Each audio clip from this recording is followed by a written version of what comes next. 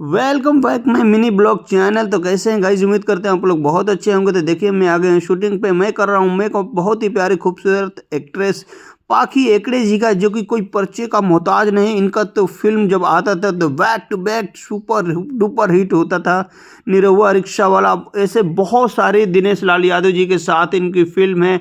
इनकी सोलो भी फिल्म है और इस फिल्म को आप लोगों ने बहुत ज़्यादा प्यार दिया है। और फिर से देखिए धमाल मचाने के लिए आ गई हैं।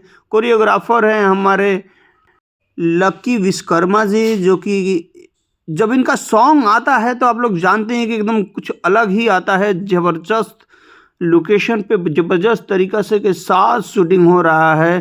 तो जो लोग भी ये सॉन्ग को नहीं देखे हैं कमर कर धनिया, तो फटाफट यूट्यूब चैनल पे खोल कर कमर कर धनिया का सर्च मारिए और देखिए पाखी एकड़े जी का एक ज़बरदस्त डांस, जो कि आप लोग देखेंगे तो बहुत ही ज़्यादा मज़ा आने वाला है। और सेटअप से तो आप लोगों को पता चल ही रहा होगा कि कितना ज़बरदस्त शूटिंग हो रहा है। और वैसे भी देखिए हमारे डीओपी हैं राहुल भाई, जो कि कोई परिचय का मोहताज नहीं। अभी इनका खेसारी जी का बहुत ही ज़बरदस्त इन्होंने सॉन्ग दिया है।